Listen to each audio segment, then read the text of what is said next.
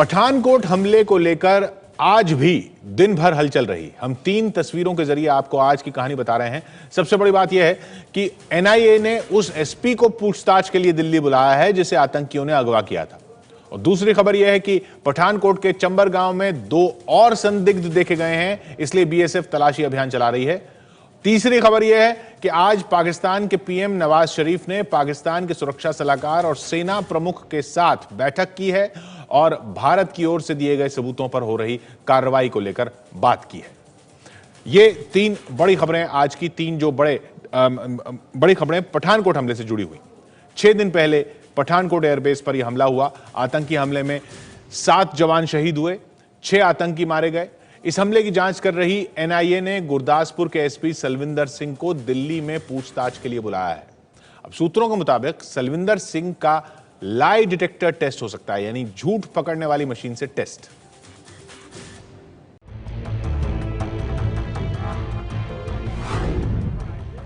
पठानकोट हमले में उठे सैकड़ों सवालों के बीच सलविंदर सिंह को जांच एजेंसी एनआईए ने पूछताछ के लिए दिल्ली बुलाया है। 11 जनवरी यानी सोमवार को सलविंदर से एनआईए मुख्यालय में पूछताछ होगी।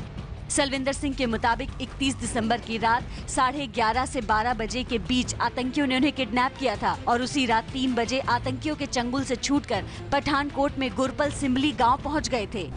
पहला सवाल, जांच एजेंसियों के लिए सबसे बड़ा सवाल यही है कि आतंकियों ने उन्हें जिंदा कैसे छोड़ दिया, जबकि आतंकी सबूत नहीं छोड़ते, इसीलिए पहली टैक्सी के ड्राइवर को मार डाला था। दूसरा सवाल, एसपी के मुताबिक पंजपीर दरगाह से लौटते हुए 2 घंटे बाद उन्हें अगवा किया गया, जबकि एबीपी न्यूज की पड़ताल में ये दूरी 16 मिनट में तय हो गई थी। तो फिर एसपी सलविंदर को कैसे लग गए 2 घंटे? तलूर की दरगाह से कौलियां का रास्ता तकरीबन 13 किलोमीटर है।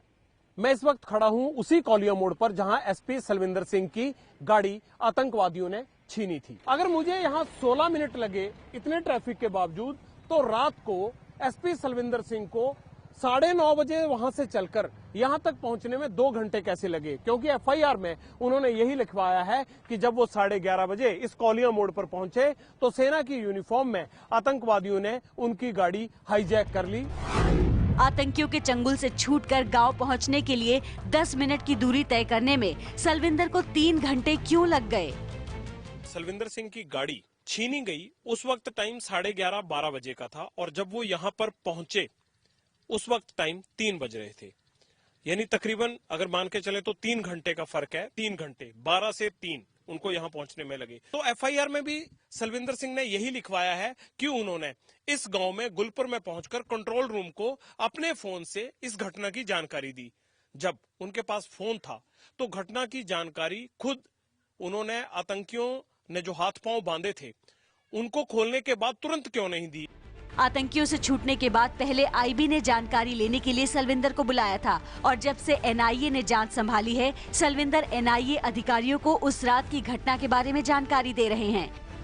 55 साल के सलविंदर सिंह साल 1986 में पंजाब पुलिस में एएसआई के पद पर भर्ती हुए थे और फिलहाल गुरदासपुर में एसपी हेडक्वार्टर्स के पद पर तैनात थे। पिछले हफ्ते ही उनका तबादला पंजाब आर्म्ड पुलिस जालंधर में हुआ है। सलविंदर के खिलाफ कई आरोपों में विभागीय जांच भी चल रही है। एसपी सलविंदर सिंह का परिवार अमृतसर में रहता है। सलविंदर सिंह की 2 बेटियां और 1 बेटा है। अभी तक की एफआईआर में सलविंदर सिंह को आरोपी नहीं बनाया गया है, लेकिन पहली बार पूछताछ के लिए बुलाए जाने के बाद सारी नजरें सलविंदर पर हैं, क्योंकि सवाल है कि अभी तक जो सलविंदर ने बोला वो क्या सब सच बताया? सवाल इसलिए भी खड़े हो रहे हैं क्योंकि वो जगह जहां पर गाड़ी छोड़कर वो पठानकोट एयरबेस में दाखिल हुए आतंकी, कल भी हमने आपको वो जगह दिखाई थी, उस पर फिर नजर डालते हैं। आज भी एबीपी न्यूज संवाददाता जोगिंदर पटियाल वहां पहुंचे हैं। अब ये वो जगह, ये एक्सयूवी 500 फिर देखिए, अकालगढ़ गांव, रास्ता 3 किलोमीटर दूर पठानकोट, ये रास्ता, यहां पे ये खाली जमीन, यहां ये रास्ता पार करने के बाद फिर खेत और खेत के बाद फिर वो वॉच टावर जेल का। सबसे बड़ा सवाल ये आज भी बना हुआ है कि यहां पर जब गाड़ी खड़ी हुई तो उस वॉच टावर से किसी ने देखा क्यों नहीं? उस वॉच टावर से किसी ने देखा क्यों नहीं? ये देखिए, ये गाड़ी यहां खड़ी है, रोड है और रोड के बाद पास ये पूरा खाली इलाका है।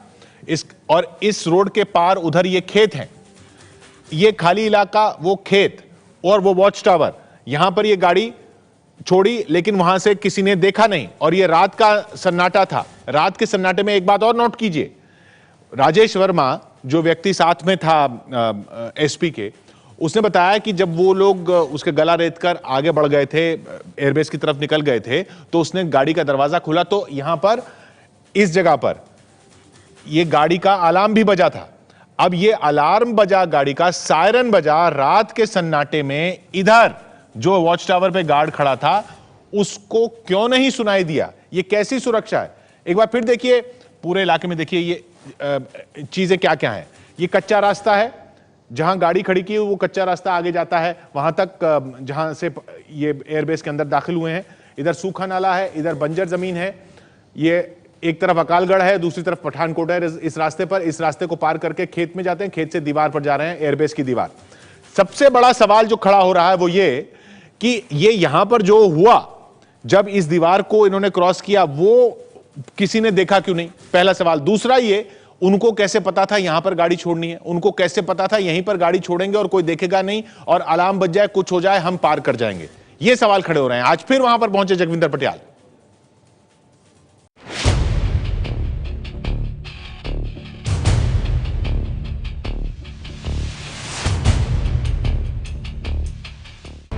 एक जनवरी की रात यहीं से पठानकोट एयरबेस में दाखिल हुए थे आतंकी।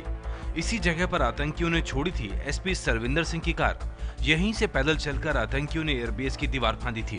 एबीपी न्यूज संवाददाता जगविंदर पटियाल भी उसी जगह पर पहुंचे, ये जानने के लिए कि आखिर एयरबेस की दीवार पर बने मोर्चे से क्यों नजर नहीं आई एसपी की कार। जगविंदर पटियाल को कार के साथ वहां रुके आधा घंटा भी नहीं बीता था कि पुलिस के कई अधिकारी मौके पर पहुंच गए। मैं इस वक्त अकालगढ़ गांव में, जहां पर एसपी की गाड़ी बरामद हुई थी, उस जगह ये देखने आया था कि आतंकियों ने लास्ट जगह पर गाड़ी को कहां छोड़ा और ये रास्ता उनको मिला कैसे।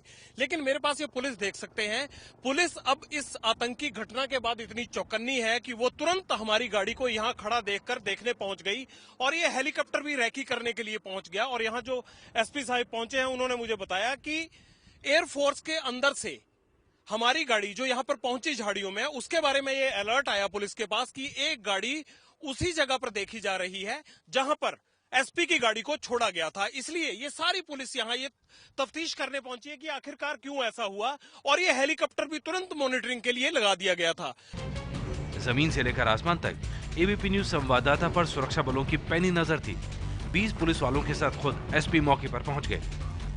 दोनों पेड़ों के बीच में जो ये मोर्चा दिख रहा है, ये मोर्चा एयरफोर्स की उसी दीवार पर बना हुआ है जिस दीवार को माना जा रहा है कि फांद कर आतंकी अंदर घुसे होंगे, और वो इस रास्ते से आए थे जिस तरफ ये पुलिस की गाड़ी का मुंह है। अगर आतंकी इस रास्ते से उस दिन रात को महिंद्रा एक्सयूवी गाड़ी लेकर आए थे तो उनकी मूवमेंट भी उस मोर्चे से नजर आनी चाहिए थी। क्या आपको हमारी मूवमेंट के बारे में बताया गया था? आप कैसे यहाँ पहुंचे?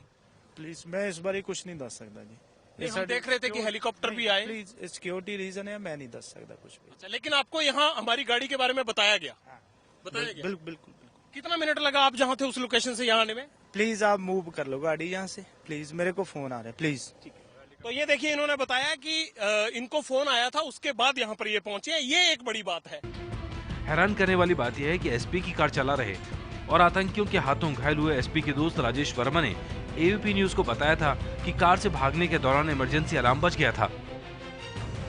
गाड़ी को जब मैंने खोला सर, तो उसकी ना सेंट्रल लॉकिंग ब्लिंक होने लगी, आवाज भी करने लगी और गाड़ी बत्ती चलने लगी। एकदम से मेरे को ख्याल आया भी अब मैं खत्म। ऐसे में बड़ा सवाल ये है कि अगर दिन के उजाले में कार दिखी तो रात के अंधेरे और सन्नाटे में अलार्म की आवाज क्यों नहीं सुनाई थी? क्या वो जो नाका जिसने हमें देखकर पुलिस को यहाँ भेजा और हेलीकॉप्टर जो है ऊपर सभी सर्वेलेंस के लिए पहुंचा, क्या उस दिन ये नहीं हो सकता था जो आज हुआ? यही जांच करने हम यहाँ आए थे, यही देखने हम आए थे कि कितनी दूरी है। और पुलिस की इस अलर्टनेस ने यह साबित कर दिया कि हमें अगर यहाँ आधे घंटे के अंदर ट्रैक किया जा सकता है तो आतंकी उस दिन भी ट्रैक हो सकते थे। पठानकोट में 6 आतंकी घुस गए तो ये किसकी लापरवाही है? मोर्चे से वो रास्ता सीधा नजर आता है जैसा आज एबीपी न्यूज संवाददाता की कार से हुआ। तो क्या उस रात सिक्योरिटी गार्ड मोर्चे पर तैनात नहीं था? क्या मोर्चे पर उस रात गार्ड सो रहा था, या फिर गार्ड की मिलीभगत से आतंकियों ने घुसपैठ की? 1 जनवरी की सुबह करीब 4 बजे आतंकी इस रास्ते से दाखिल हुए। अगर मोर्चे पर तैनाती सही होती तो इस हमले को अंजाम नहीं दिया जा सकता था। जो चाक चौबंद व्यवस्था आज दिख रही है, उसी ने सवाल खड़े किए हैं कि 1 जनवरी की सुबह आखिर इस जगह पर क्या हुआ और आतंकियों के दाखिल होने की साजिश किसने रची।